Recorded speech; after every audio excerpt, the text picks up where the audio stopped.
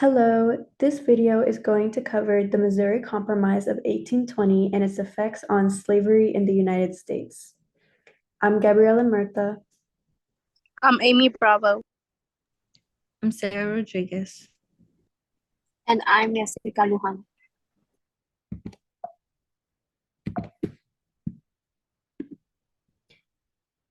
In 1820, slavery was still legal in the United States as government continued to avoid confronting slavery as to avoid conflict between slave states and free states. Southerners wished to expand slavery and Northerners wished to prevent the expansion of slavery. This led to debates and conflict between the North and South. As Missouri applied for statehood, debates about whether it were to be admitted as a slave state or free state arose.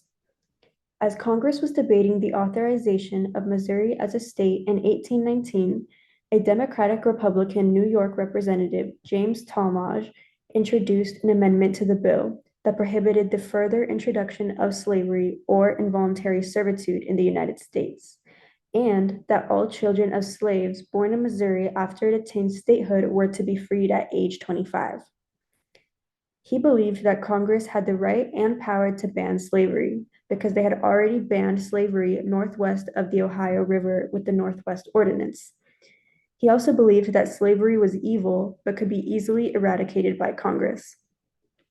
On the right, we have a photo of Congress debating over this subject. And as you can see, they're very intrigued because when James Talmadge introduced this amendment, many people thought it was ludicrous, especially Southern congressmen, which we'll talk more about in the next slide.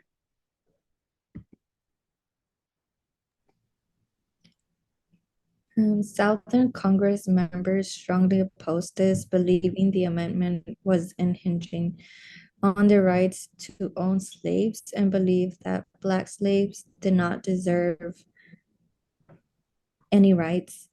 The Haitian Revolution from 1791 to 1804 scared Southerners, and they believed that any kind of talk of granting rights or freedom to slaves could be damaging and potentially destroy the Union. Essentially, they were scared of slave rebellion. This threatening, passionate discourse over this amendment sparked talk of dissolution of the Union and civil war. And here we have an image of the Haitian Revolution, which was often been described as the largest and most successful slave rebellion in the Western Hemisphere.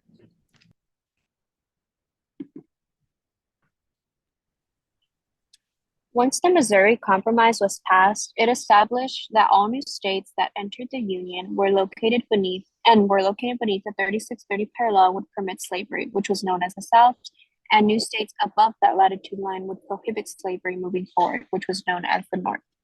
Southerners rejected this solution at first because it meant an anti-slavery win for the North, which they did not want.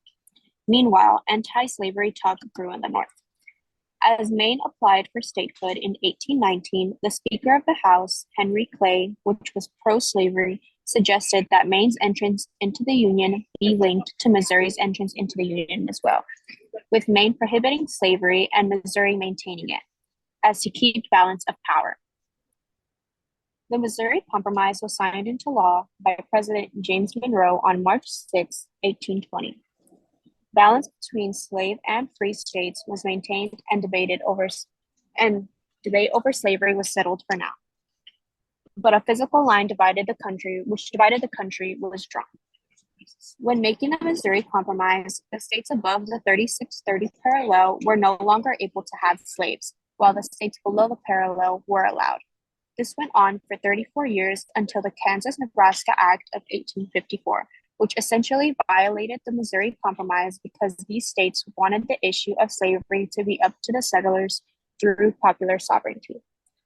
The Supreme Court ruled that the Missouri Compromise was illegal because Congress had no power to prohibit slavery in the territories, and slave masters were guaranteed property rights under the Fifth Amendment.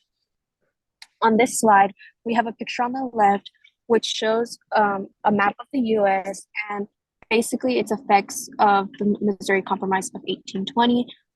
Each region is shaded uh, to show what states are allowed to have slaves and which ones weren't. And for the most part, the North, that was above the 3630 parallel, were free states and territories.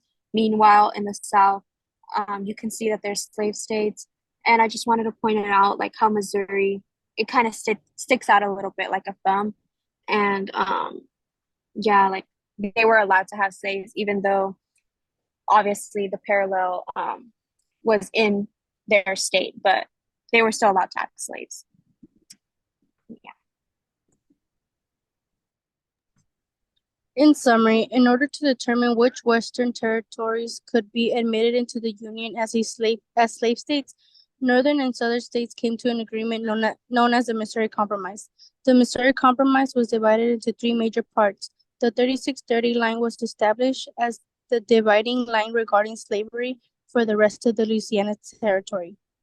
Maine joined the Union as a free state, and Missouri became a slave state.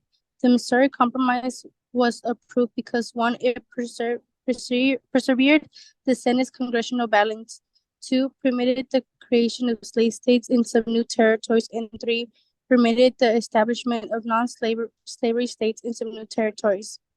The compromise was considered to blow the abolitionists as it permitted to expansion of slavery further west. The compromise did not prevent conflict, but only delayed it for the time being. It was a short-term solution to slavery in the U.S., yet it established the foundation of the section disagreement tension between the North and the South that eventually led to the Civil War. Thank you.